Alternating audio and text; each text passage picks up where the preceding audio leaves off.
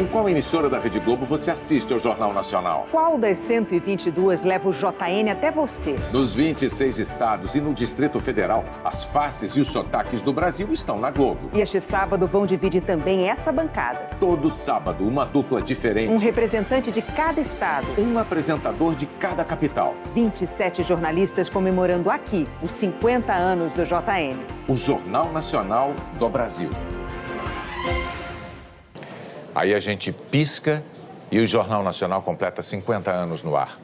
Meio século, trazendo notícia do mundo todo, do Brasil todo, para todos os brasileiros. A data redonda é domingo agora, dia 1º. E a gente vai relembrar essa história com uma série de reportagens especiais a partir de segunda-feira. Outra forma de comemorar essas 5 décadas é dividindo essa conquista com as 122 emissoras que exibem o JN, porque sem elas não haveria um jornal verdadeiramente nacional. E a forma que nós encontramos de prestar essa homenagem foi convidar apresentadores de telejornais locais dos 26 estados brasileiros e do Distrito Federal a apresentarem uma edição do Jornal Nacional, aqui, nessa bancada. A primeira dupla convidada que vai ocupar a bancada do JN amanhã é essa aqui, ó, Cristina Ranzolin e Márcio Bonfim. Por favor, sejam muito bem-vindos. Oi, Cristina. Que prazer. Olá. 3 beijinhos, que eu sei que no Rio Grande do Sul são 3, é verdade. Oi, Márcio Bonfim. Tudo bem? Prazer, obrigado por terem vindo. São nossos convidados, inclusive, a se sentar aqui na nossa bancada. Vamos lá conversar? Vamos. Bom, para o público que está acompanhando a gente aqui, a gente tem que apresentar Cristina Ranzolin, porque ela vai representar o estado dela, o Rio Grande do Sul, amanhã aqui na bancada do JN. O Rio Grande do Sul tem mais de 11 milhões e 300 mil habitantes. É o 6º estado mais populoso. Esses brasileiros veem o Jornal Nacional pela RBS-TV, primeira afiliada da Rede Globo e que cobre todo o estado. A economia gaúcha é a 4ª maior do país. Na indústria, destaque para os setores de calçados, móveis e material de transporte. O estado é também um dos maiores produtores de leite e grãos. A imigração, principalmente de alemães e italianos, ajudou a marcar a identidade cultural do Rio Grande do Sul. Pequenos agricultores iniciaram o trabalho que fez da Serra Gaúcha a principal produtora de vinhos do país. E um destino turístico importante. Os gaúchos costumam dizer que não faltam fogo de chão para assar um churrasco e chaleira esquentando a água do chimarrão. É assim que o povo gaúcho recebe quem visita esse pedaço do sul cheio de história e belas paisagens.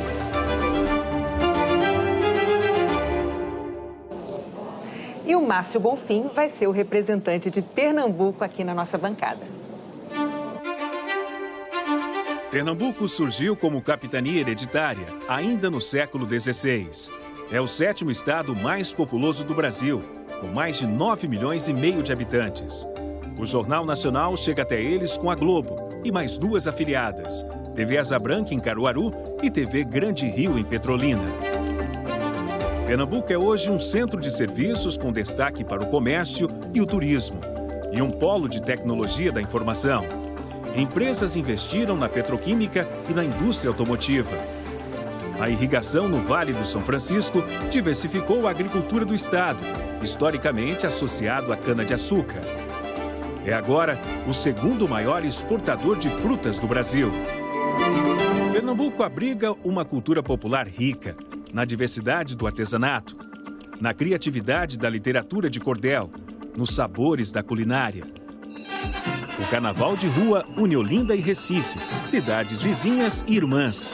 Todos os anos, a festa atrai milhões de pessoas para a batida forte do maracatu e a alegria do frevo.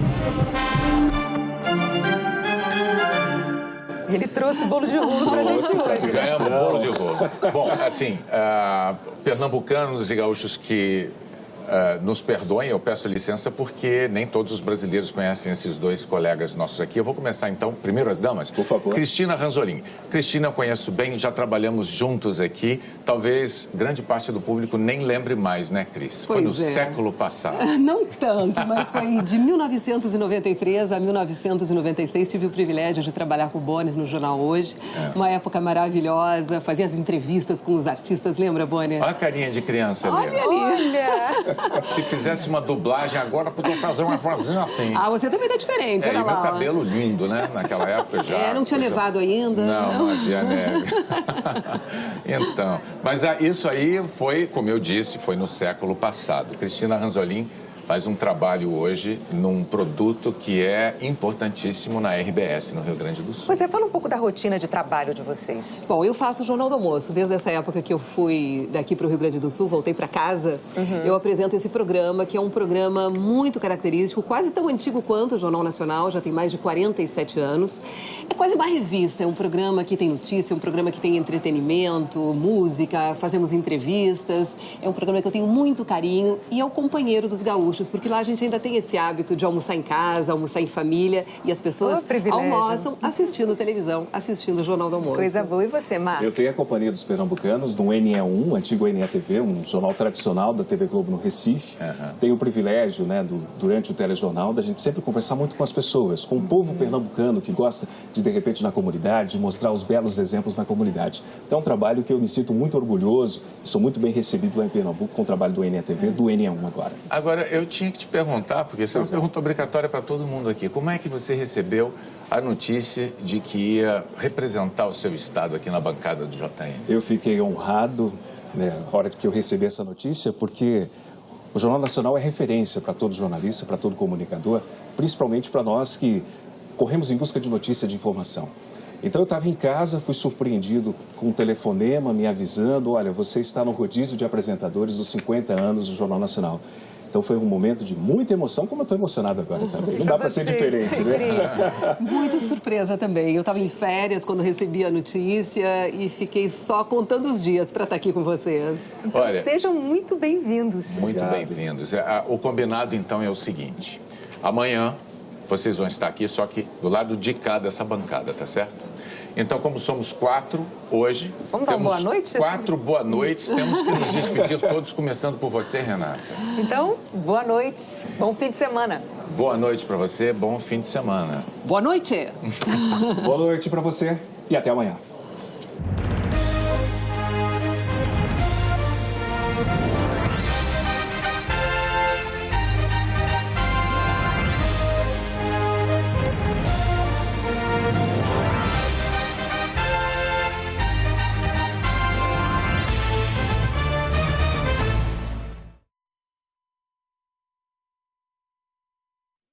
Bom, e o nosso encerramento hoje não poderia ser diferente. Todo mundo ligado no JN, né, Cristina? Carla, boa noite para você, boa noite para todos os gaúchos. Como eu disse ontem no Jornal Nacional, já estou aqui na bancada, me preparando, só contando os minutinhos para que esse programa comece logo. Hoje, Jornal Nacional com sotaque gaúcho e pernambucano. Sim, vou dividir a bancada com Márcio Bonfim, do Recife. Nós estamos muito felizes e queremos contar com a audiência de todos vocês. Gaúchos, me acompanhem hoje no JN. Olá, boa noite. Estes são os destaques do sábado no Jornal Nacional. Eu sou Cristina Ranzolin, do Rio Grande do Sul. Eu sou Márcio Bonfim, de Pernambuco. Nós estaremos aqui logo mais na bancada do JN com as notícias do dia. Fiscais do IBAMA e policiais federais foram alvos de tiros numa operação para combater queimadas e garimpo em terras indígenas no Pará. Manifestantes saíram às ruas de Londres para protestar contra a suspensão do parlamento. Uma manobra do primeiro-ministro que quer a saída do Reino Unido da União Europeia. E a geração de energia eólica bate recorde no Nordeste e já atende a quase 90% do consumo na região. A gente espera vocês às 8h30 pelo horário de Brasília. Até já. Boa noite. Boa noite.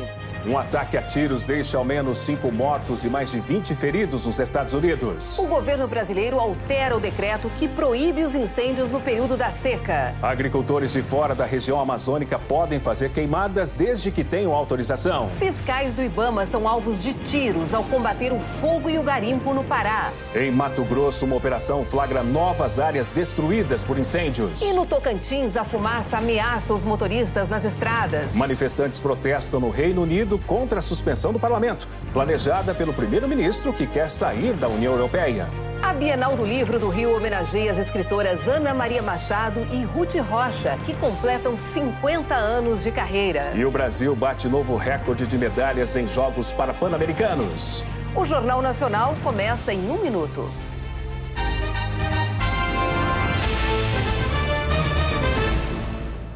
Informação de qualidade e respeito com o público.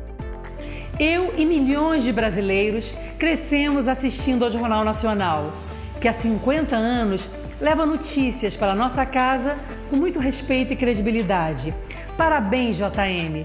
Para nós da Crefisa, é uma honra patrocinar o maior jornal da televisão brasileira. Jornal Nacional. Hoje com Cristina Ranzolin, do Rio Grande do Sul, e Márcio Bonfim, de Pernambuco.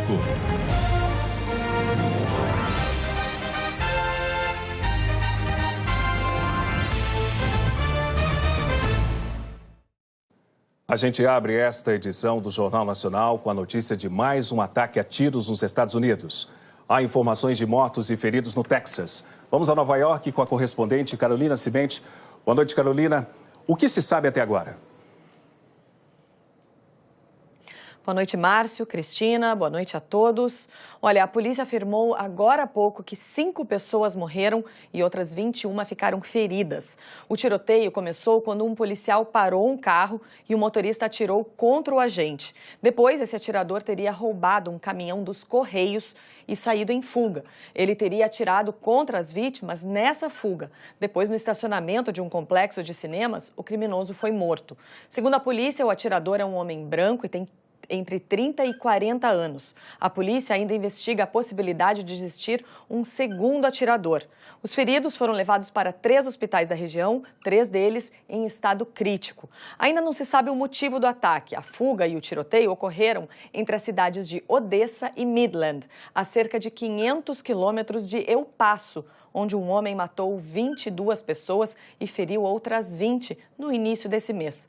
Márcio, as informações ainda estão mudando. Por isso, eu volto ainda nessa edição com mais informações atualizadas. Até já, Carolina. Agentes ambientais intensificaram a fiscalização contra o desmatamento no Pará. Numa dessas operações, garimpeiros atiraram contra fiscais do IBAMA e policiais federais. Agentes do IBAMA encontraram uma área de garimpo ilegal na terra indígena Ituna Itatá, entre os municípios de Altamira e Senador José Porfírio, no sudoeste do estado. Os fiscais apreenderam e destruíram 2 retroescavadeiras e bombas usadas na retirada de minério. Segundo o IBAMA, um decreto permite a inutilização de bens apreendidos quando não houver condições de transporte ou se colocar em risco o meio ambiente. Uma vez que a fiscalização saísse do local, com todo o maquinário já instalado, com toda a atividade em curso, a probabilidade deles retomarem aquela atividade seria muito grande. No fim da operação, a situação ficou tensa.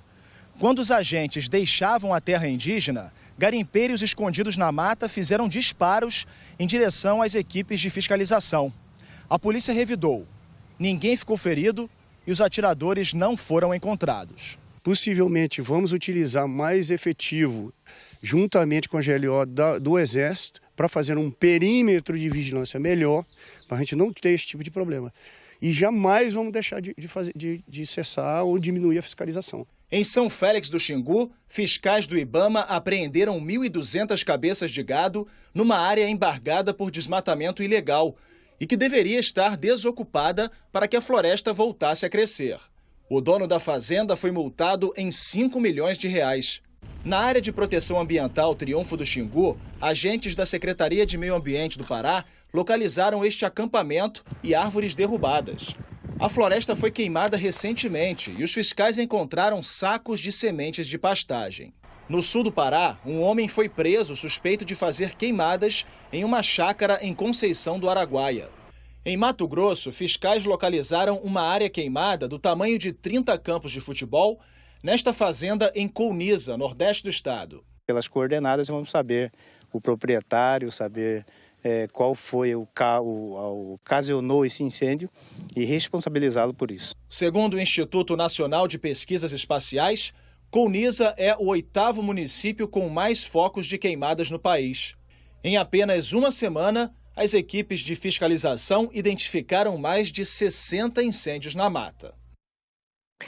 Um decreto publicado hoje em edição extra do Diário Oficial da União autoriza as queimadas fora da Amazônia Legal, desde que elas tenham autorização de um órgão ambiental e sejam imprescindíveis para a colheita. O texto altera o decreto da última quinta-feira que proibiu queimadas em todo o Brasil. O emprego do fogo continua proibido nos 9 estados da Amazônia Legal. As queimadas na Bolívia têm deixado as autoridades brasileiras em alerta. A principal preocupação é com o avanço do fogo na fronteira. Nas comunidades rurais bolivianas, de combater o fogo é assim, de improviso. Desde o início de agosto, quando as queimadas se intensificaram, os moradores tentam impedir que o fogo atinja as casas. Em São Matias, cidade que fica na fronteira com o Brasil, em Mato Grosso, 1.500 pessoas tiveram que abandonar as casas. Este líder comunitário conta que o fogo atingiu plantações e que está tudo queimado em volta da comunidade. O prefeito da cidade diz que este ano o fogo foi mais intenso e devastou boa parte do Pantanal boliviano. Aqui no município de São Matias, os incêndios florestais atingiram 160 mil hectares. Isso equivale a 160 mil campos de futebol de tamanho oficial. O que está preocupando as autoridades brasileiras é a facilidade com que esse fogo pode passar de um país para o outro. Mato Grosso tem 700 quilômetros de fronteira seca com a Bolívia. Seria mais ou menos como esse cenário aqui. Desse lado Bolívia, desse Brasil. Basta uma fagulha e um vento fraco para o fogo atravessar de um país para o outro. Combater incêndios florestais já é difícil.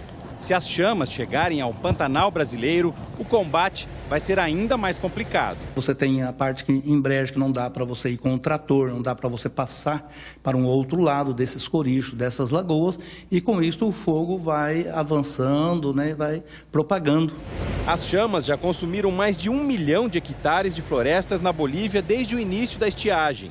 Na região de Roboré, a 250 quilômetros da fronteira com o Brasil, em Mato Grosso do Sul, militares do Exército, bombeiros, policiais e voluntários formaram uma força-tarefa que trabalha no combate às queimadas.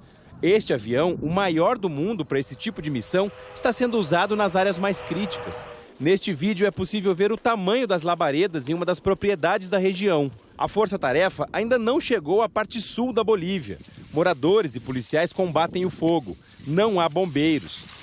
Famílias da cidade brasileira de Cáceres, em Mato Grosso, enviaram donativos para os vizinhos bolivianos que perderam tudo. Ontem foi alimentos e água potável, né? Hoje está indo o caminhão-pipa, está indo também a água potável, está indo alimentos, né? E roupas que a população também doou, né? Diante da tamanha gravidade da situação. No Tocantins, a fumaça dos incêndios tem colocado motoristas em risco. BR-153 no Tocantins, coberta por fumaça.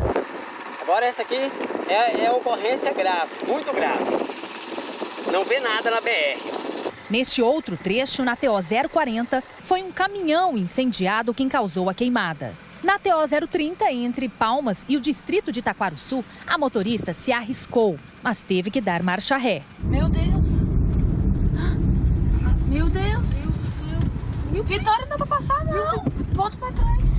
O Tocantins está entre os estados com altos índices de queimadas. Já são mais de 6.800 focos. 20% deles começaram nas estradas. Como o número de incêndios que tem iniciado nas margens da rodovia tem sido muito grande, isso realmente tem dificultado muito a segurança nas rodovias, porque é muita fumaça. Isso realmente compromete a segurança de todas as pessoas que trafegam nessas estradas. Essa situação se repete em todo o país. A Polícia Rodoviária Federal registrou quase 300 acidentes entre janeiro e julho nas rodovias federais do Brasil este ano. Todos envolveram falta de visibilidade na pista, causada por névoa e principalmente por fumaça de queimadas. No mês passado, em Araçatuba, no interior de São Paulo, a fumaça que cobriu a rodovia Marechal Rondon causou um engavetamento. 4 pessoas ficaram feridas. Nesta época do ano, com um alto índice de queimadas, a Polícia Rodoviária Federal orienta os motoristas a entrar em contato com o 191 para informar sobre casos de fumaça na pista e sempre reforçar alguns cuidados. Ao se deparar com essa situação de muita fumaça sobre a pista, ele reduz a velocidade para uma velocidade adequada, não pare o veículo sobre a rodovia, né? Se precisar imobilizar o seu veículo, que o faça em local seguro, longe dos focos de incêndio. No Nordeste do Brasil, as condições favoráveis do vento levaram a produção de energia eólica a bater um recorde. Quase 90% da energia consumida na região agora são gerados por essa fonte renovável. Os ventos nunca foram tão favoráveis. Empurrado pelos geradores eólicos, o Nordeste bateu 3 recordes neste mês. Na última segunda-feira, 89% de toda a energia consumida na região vieram dos ventos. O índice superou 2 outros recordes que aconteceram no intervalo de 10 dias neste mês. É o resultado do crescimento do setor eólico, que já representa 9% de toda a capacidade de geração de energia elétrica do país. No segundo semestre do ano, as chuvas diminuem na maior parte do Nordeste, deixando os reservatórios mais escassos para a produção de energia hidrelétrica. Mas é justamente neste período que os ventos estão mais intensos, compensando os consumidores com a energia eólica, em plena potência. O bom resultado também é consequência do aumento na quantidade de parques eólicos. Em um ano, 81 foram inaugurados no país, como este em Ubajara, no Ceará. Os novos parques têm aerogeradores mais modernos e potentes. Acabam gerando também mais empregos. O Sávio nunca precisou sair de onde mora para trabalhar na área. Passei um tempo aqui na região montando aerogerador e depois surgiu a oportunidade de trabalhar na subestação e já vai fazer 2 anos que eu estou aqui nessa subestação trabalhando agora. Já o Igor trocou o trabalho de contador em São Paulo pela gerência de uma usina eólica no Ceará. Vim pela oportunidade que a geração no Nordeste me possibilitou, me concedeu, de conhecer o segmento e poder contribuir com o meu conhecimento aqui na região. E quando o Nordeste gera muita energia eólica, distribui para outras regiões, principalmente para o Sudeste, onde o consumo é maior. Um sopro de alívio para a economia e para o meio ambiente. Isso tem uma importância, primeiramente, econômica para o Nordeste, também para o próprio sistema elétrico, porque o operador vai escolher uma energia mais barata, porque ela não tem o custo do combustível, e também a questão estratégica de poder incentivar cada vez mais a geração de energia limpa. A seguir, a vacinação de adultos depois das mortes confirmadas em decorrência do sarampo. E uma iniciativa para combater as fake news sobre saúde na internet.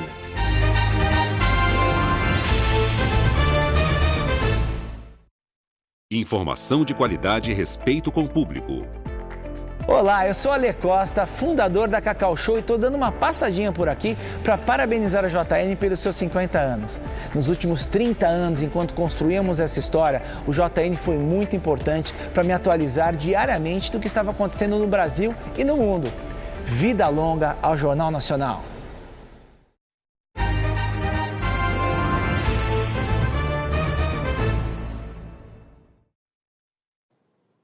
As 3 mortes confirmadas esta semana, incluindo a de um homem de 42 anos, geraram preocupação sobre a imunização entre os adultos, especialmente São Paulo, estado que concentra quase todos os casos de sarampo no país. Por causa do surto de sarampo, apareceu uma picadinha a mais na vida dos bebês. Ela está com 7 meses e meio, então ela, fora a campanha, ela nem teria que tomar a vacina agora, né? Só tomaria com 1 ano. Mas aí, com a questão do sarampo, agora a gente tem que antecipar. Essa é uma vacina extra, a chamada dose 0. para proteger bebês com idade de 6 a 11 meses, nesse momento em que o vírus está se espalhando. Depois dessa dose extra, a criança ainda precisa tomar as doses do calendário normal do sarampo. Uma com 1 ano de idade, outra com 1 ano e 3 meses. E aí está protegida pelo resto da vida. O Ministério da Saúde explica: quem tem de 1 a 29 anos de idade precisa ter tomado 2 doses da vacina. Quem tem de 30 a 49 anos precisa comprovar 1 dose. Subentende-se que essas pessoas já haviam tomado uma primeira dose quando crianças. Os mais velhos não precisam de vacina porque muitos tiveram sarampo quando eram crianças. Agora, muita gente não se lembra se tomou a vacina, perdeu a carteira de vacinação. O que fazer então? Nesse caso, a recomendação é agir como se não tivesse sido imunizado. Procurar um posto de saúde para tomar a vacina. A diretora de imunização da Secretaria da Saúde do Estado de São Paulo explica: mesmo que a pessoa tenha tomado a vacina antes, tomar de novo não vai fazer mal. O que vale, mais uma vez, é importante esclarecer, são as doses registradas na carteira. Se tomarmos essa vacina novamente, não há risco, certo, de aumento de reação pelo fato de já ter sido vacinado no passado. Então, essa é uma informação muito importante. O Jardel veio vacinar o filho e aproveitar para tomar, ele também, a vacina. Eu perdi minha carteirinha de vacina, então o médico indicou eu tomar tudo novamente, né? Porque não sabe se eu já tomei ainda não. Então é melhor prevenir, né?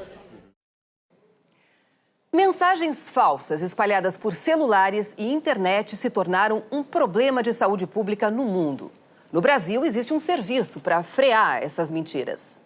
As mensagens falsas circulam nas redes sociais. Falava que tinha que tomar vacina, né? Mas depois eu fui me informar que não existe a vacina para Zika vírus e chikungunya, né? Você tomar alguns remédios que você vai emagrecer 15 quilos em 30 dias. A Thelma admite que mesmo na dúvida, repassava. Mas eu aprendi pela internet. Foi um médico que passou, que é bom para câncer, essas coisas, né? Mas eu gostei. Tomo. É uma fruta misturada com o suco de uva, né? A Nádira já saiu de vários grupos de conversa por causa de tanta mensagem sem sentido. E lembra até de um vídeo falso que dizia que mamografia causava câncer. A gente vê um vídeo apenas e não pensa que aquilo tem impacto. Mas aí quando chega na hora de uma mulher fazer uma mamografia, ela pensa 2 vezes. Quando você recebe uma mensagem sobre uma doença, vacina, um chá milagroso e desconfia, pode encaminhar a dúvida aqui para essa equipe do Ministério da Saúde. O pessoal recebe as perguntas e checa com especialistas em qualquer área de saúde. O WhatsApp é o 61 99289 4640. O Ministério diz que tenta responder em até 24 horas. Em um ano, 11.500 dúvidas foram esclarecidas. A maioria era fake news. Todas as respostas são publicadas no site do Ministério da Saúde. Levam um carimbo informando se a mensagem é verdadeira ou falsa. E a pessoa pode compartilhar com quem quiser. Esse médico da família diz que as mensagens falsas são um perigo. As fake news na saúde, né? Elas são um gravíssimo problema de saúde pública, né? Elas podem, inclusive, em algumas circunstâncias, levar as pessoas a comportamentos absolutamente autodestrutivos, né? Elas podem provocar a sobredemanda de exames e de tratamentos, elas podem confundir o médico, né? E elas têm um potencial de atingir a muitas pessoas. Mesmo quando a intenção é boa. Não é nem por maldade, é porque a gente quer orientar as pessoas. E às vezes não é o caso, né? Às vezes pode ser falso e a gente está fazendo... Aí parei. E a ciência a serviço da saúde. Um novo exame simples e barato para detectar o câncer está sendo desenvolvido por pesquisadores da Universidade Federal de Goiás. Lá está ela, no nosso ouvido, nos protegendo. A cera, ela tem uma ação antibactericida, ela tem uma ação de proteção realmente ali da região. Ela tem uma ação para proteger contra a entrada de corpos estranhos. E além de ser uma barreira, a cera também carrega informações importantes sobre o nosso corpo. A cera é um produto de secreção que concentra aquilo que é uma impressão digital do que as nossas células produzem. Então, quando a cera é produzida, ela tem ali componentes que podem ter sido produzidos por células saudáveis e por células cancerosas. A pesquisa do Laboratório de Química da Universidade Federal de Goiás identificou 27 substâncias que, se estiverem presentes na cera do ouvido, indicam a existência de câncer em alguma parte do corpo. 102 voluntários participaram do estudo. Com amostras do tamanho de um grão de arroz, foi possível identificar quem estava doente. A descoberta, chamada de uma nova fronteira no diagnóstico de câncer em humanos, foi publicada numa das mais importantes revistas especializadas do mundo, a Scientific Reports. Em 5 horas, é possível verificar se o paciente tem ou não câncer.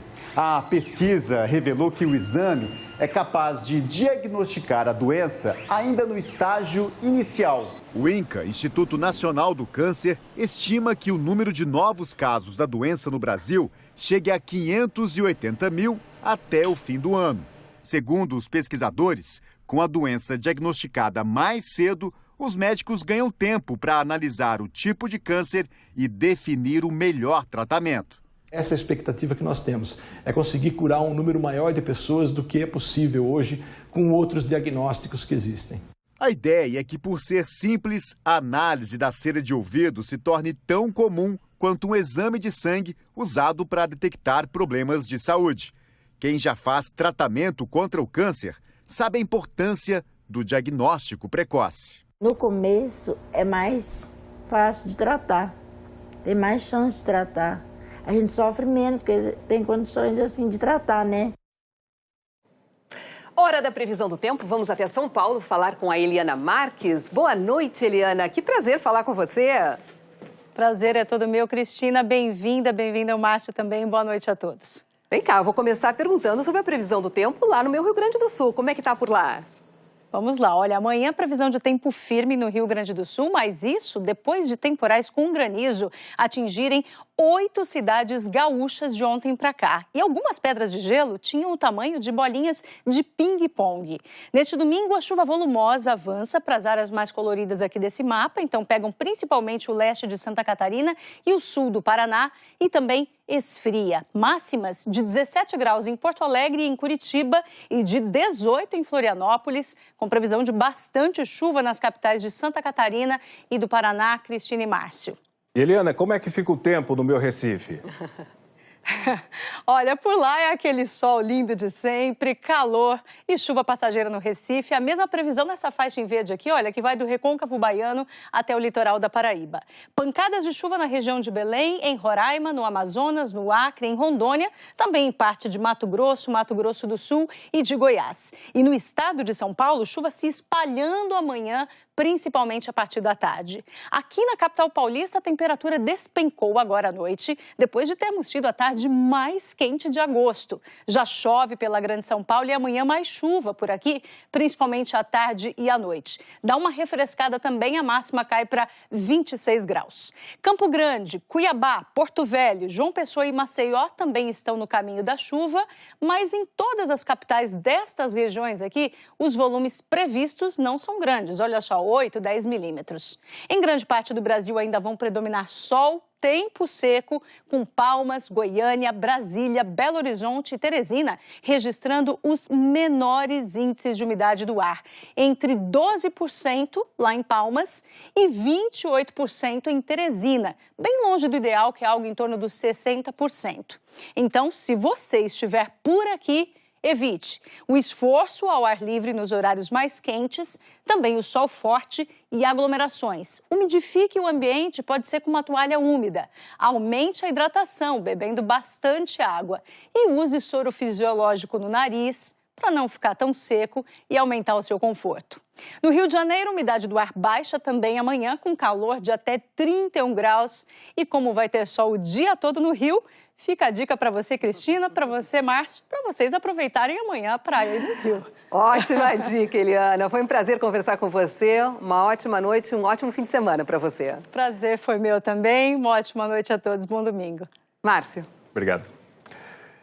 E o número de mortos da tragédia em Brumadinho subiu para 249, com a identificação de mais uma vítima. Ainda há 21 desaparecidos. A foto da irmã na camisa é um apelo para a busca não parar. Juliana trabalhava no canteiro da Vale quando foi soterrada pela lama. A família espera há mais de 7 meses a chance de fazer a última homenagem. Então eu tenho a esperança mesmo de encontrar ela e todos os outros. Ainda são 21 famílias alimentando essa mesma esperança. E a expectativa aumentou nos últimos dias com uma mudança na estratégia dos bombeiros que estão trabalhando nas buscas. Depois de vasculhar todo o terreno a uma profundidade de 3 metros, eles passaram a instalar tubos, chamados de cones de odor, até atingir 6 metros de profundidade. Só aí, cães farejadores entram em ação novamente. Foi assim que o corpo de um operário foi localizado ontem. Ele estava com o crachá e a identificação já foi confirmada pelo Instituto Médico Legal em Belo Horizonte. Baseado nesse número de vítimas que foram localizadas nessa extensão, nessa profundidade de 6 metros, a nossa esperança é em localizar os outros 21 que faltam, baseado nessa nova estratégia. O número de mortos chegou a 249 e a cidade de Brumadinho viveu hoje mais um dia de homenagens, histórias inspiradoras, como a apresentação do maestro João Carlos Martins, que luta contra uma doença que compromete o movimento das mãos. Eu que praticamente já toquei em todos os teatros do mundo, posso dizer para você que a maior emoção da minha vida é ter sido convidado para esse evento aqui em Brumadinho. A seguir, o presidente do STF ressalta a importância das diversas esferas da justiça para o Estado democrático. No Reino Unido, milhares de manifestantes protestam contra a suspensão do parlamento.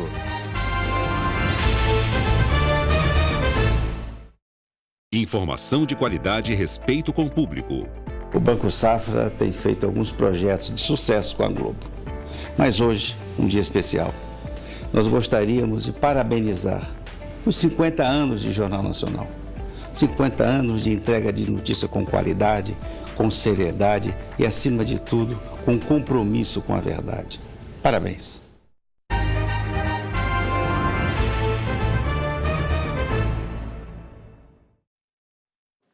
O presidente do Supremo Tribunal Federal, Dias Toffoli, discursou hoje em um evento da Associação dos Advogados de São Paulo, em Campos do Jordão.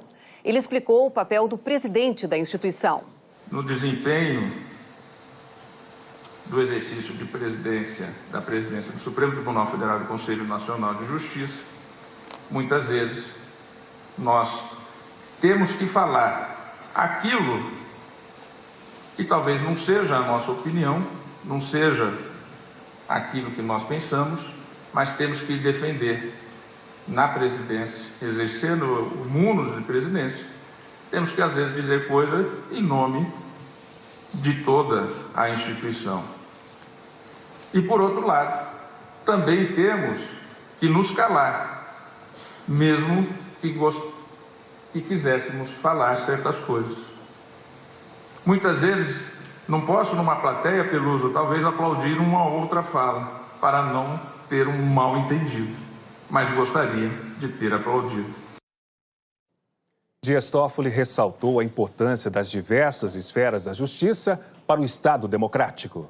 Posso até discutir se as decisões não estão exageradas aqui e acolá, mas colocar a justiça do trabalho em xeque, colocar o judiciário como um todo em xeque, nós não podemos fazer. E tudo começa assim. Vamos começar extinguindo o Ministério Público do Trabalho. Para que ele serve? Depois amanhã todo o Ministério Público. Eu posso discutir os exageros do Ministério Público, feitos por alguns. Mas não há dúvida que a instituição Ministério Público é essencial no funcionamento também do Estado Democrático de Direito, como o é a advocacia. Dias Toffoli ressaltou também a importância de explicar que o STF atua como árbitro, independentemente de paixões políticas, e que isso é importante para evitar desconfianças da sociedade.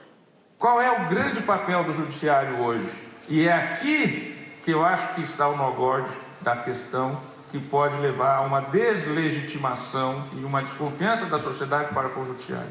É a segurança jurídica. Nós existimos para garantir, obviamente, numa função política do Supremo Tribunal Federal, o poder moderador, a arbitragem dos conflitos entre os poderes, no Pacto Federativo, mas para o cidadão, ao fim e ao cabo, isso tudo é muito difícil de ser compreendido. Se ele estava defendendo o Lula, ele acha que o Supremo errou e não dá o habeas corpus, ele começa a reclamar, né? Se concede um habeas corpus na turma a alguém que havia sido condenado na Lava Jato, passa o outro lado dizer que o Supremo está errado. E aí a gente acaba chegando a quase 100% de contrariedade, né? Porque nós estamos falando dos dois lados que disputaram o segundo turno da presidência da República. Os dois pensamentos que disputaram e chegaram com mais da metade. Toffoli finalizou afirmando que um juiz deve seguir sempre a lei, independentemente de seus desejos pessoais. Por isso, qualquer que seja o caminho seguido pelo Poder Judiciário nesse novo mundo, ele passa pelo inegociável respeito às leis e à Constituição. E a lei não pode ser o meu desejo. Ser juiz é não ter desejo. Milhares de pessoas saíram às ruas no Reino Unido para protestar contra a suspensão do parlamento. Os correspondentes Pedro Vedova e Ross Salinas acompanharam a manifestação em Londres. O protesto não foi dos maiores, mas serviu como alarme para o governo. O primeiro-ministro suspendeu o parlamento a 2 meses do prazo de saída da União Europeia. Férias forçadas aos deputados de 23 dias úteis, no momento mais importante em décadas.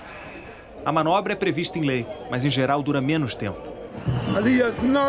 Esse britânico afirma que o governo não tem direito de tirar o poder dos representantes do povo. Ela veio pela primeira vez na vida a um protesto, porque acha que a democracia está em risco. Os manifestantes pararam aqui em frente ao gabinete do primeiro-ministro pedindo para o Johnson deixar o cargo.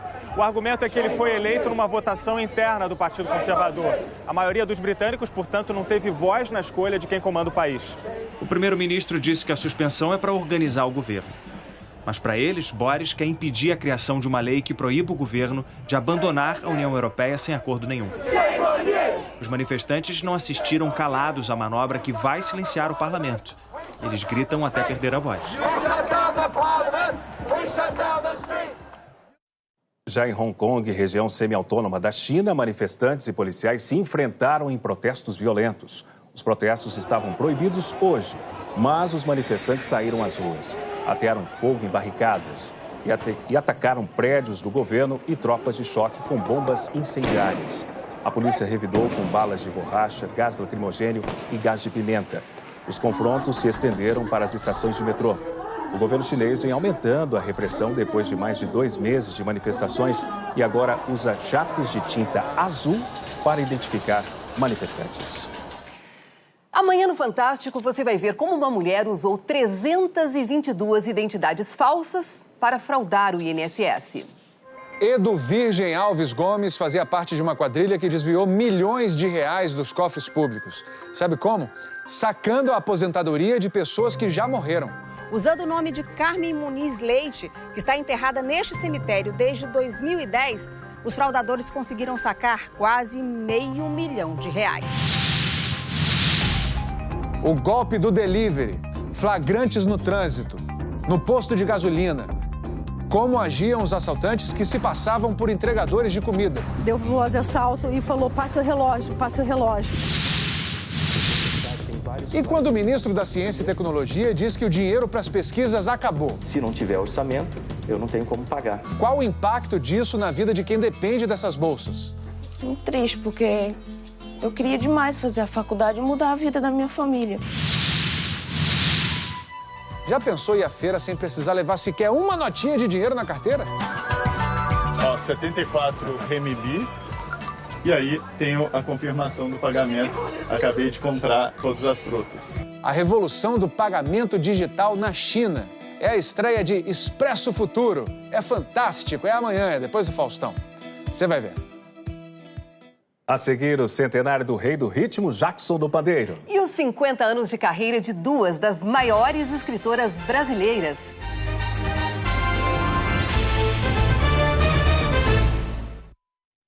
Informação de qualidade e respeito com o público. Neste ano, a Caô está comemorando 40 anos. E grande parte deles tendo o Jornal Nacional como parceiro. É um motivo de muito orgulho para nós fazer parte desta data tão importante para o jornalismo brasileiro. Parabéns, Jornal Nacional, pelos seus 50 anos de muita credibilidade e sucesso.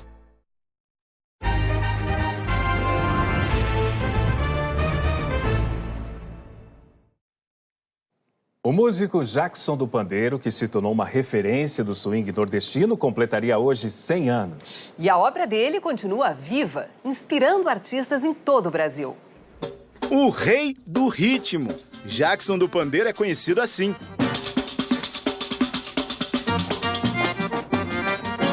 O mestre do pandeiro, aquele que fez uma escola no Brasil com a sua capacidade de improvisação infinita. Ele fez um show ali na Fonte Nova, onde é o estádio da Fonte Nova hoje, e eu fui ver. Fiquei assim bem na frente dele. José Gomes Filho nasceu em Alagoa Grande, interior da Paraíba. O nome artístico foi uma homenagem ao astro dos filmes de faroeste Jack Perry. No tempo do cinema mudo, tinha muito artista com o nome de Jackson. Era um imundício de Jackson, né? Então, moleque, brincando de artista, escolhi um daqueles. A ligação com a música vem da mãe, Flora, tocadora de coco. Em 1930, quando tinha 11 anos, Jackson perde o pai, Zé Gomes. A família decide então se mudar para Campina Grande em busca de oportunidades. A viagem a pé dura 5 dias. Aqui o menino consegue trabalhos como limpador de fossa, ajudante de padeiro, até ser, literalmente, arrastado pela música. Pleno carnaval, passa um grupo cantando Jardineira. Sabe uma coisa? Eu não quero mais fazer isso, não. E deixou o pão para lá e foi atrás lá do grupo. Jackson foi o cara que inventou a percussão de boca. Ele era incapaz, para ele, repetir uma interpretação que ele fazia. Eu canto querendo chegar perto daquilo. Da Paraíba para Pernambuco, onde lança seu primeiro sucesso, Sebastiana, música do parceiro Rosil Cavalcante. Sebastiana não deu mais pra trás, mas me dava A-R-O-U-Y.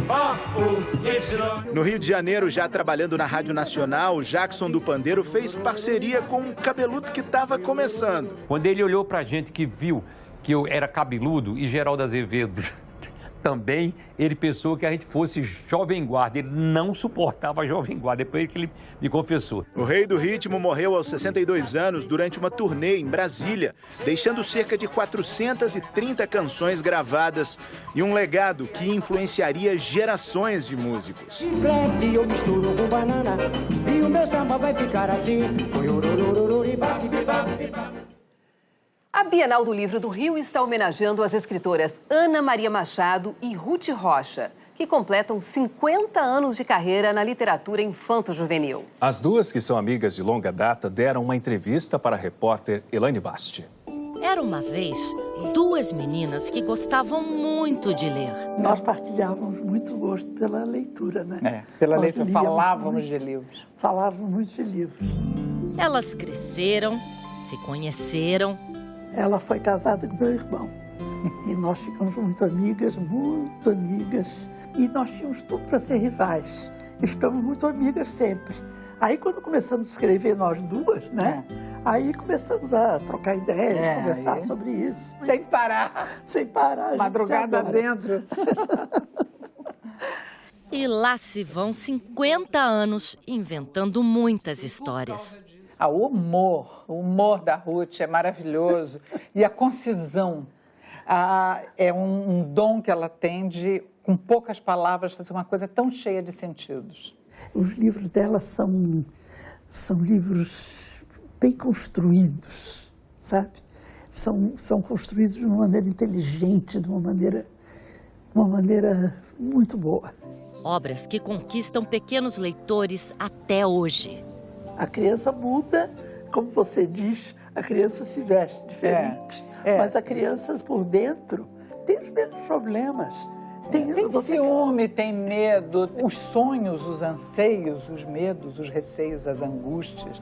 São os mesmos do ser humano sempre. Quando a gente começa a contar uma história, a criança já para e começa a prestar atenção. Eu acho que é a própria magia da história que conquista o leitor. Quando eu leio uma coisa, traz curiosidade dentro de mim, aí eu quero saber o que aquela coisa significa. Quem é curioso de um jeito bom, aí gosta de ler muito.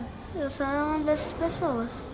Sofia, Gustavo, Nathalie e João Pedro descobriram os livros no projeto de leitura da escola pública em que estudam.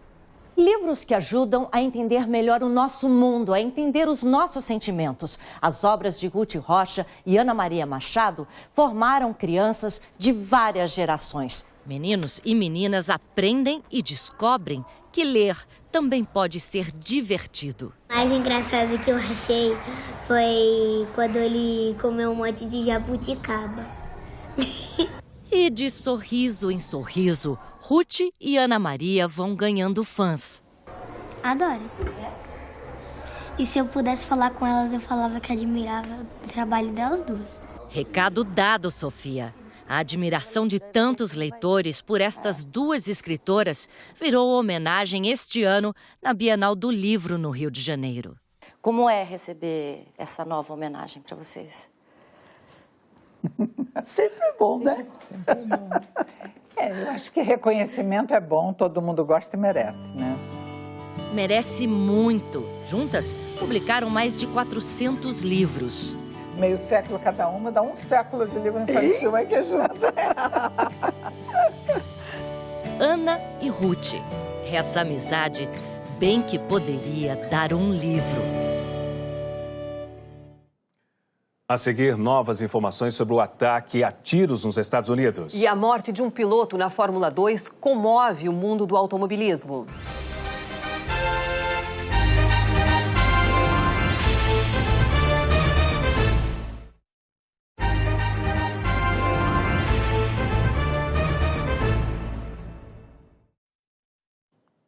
Voltamos a falar sobre o ataque a tiros nos Estados Unidos que deixou 5 mortos. Vamos a Nova York com a correspondente Carolina Cimenti. Carolina, um avanço na investigação? Márcio, tudo indica que o atirador agiu sozinho. O suspeito é um homem branco com idade entre 30 e 40 anos. E tudo começou quando ele foi parado na estrada por um policial depois de cometer uma infração de trânsito. Ele então atirou contra o agente e em seguida roubou um caminhão dos Correios. Durante a fuga, ele atirou contra diversas pessoas que estavam na estrada e depois trocou tiros com a polícia e foi morto no estacionamento de um shopping.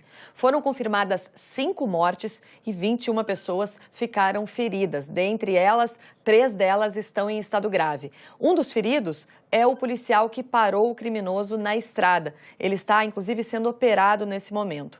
Tudo isso ocorreu entre as cidades de Midland e Odessa, no estado do Texas, a cerca de 500 quilômetros de El Paso, onde um homem matou 22 pessoas e feriu outras 20 no início do mês.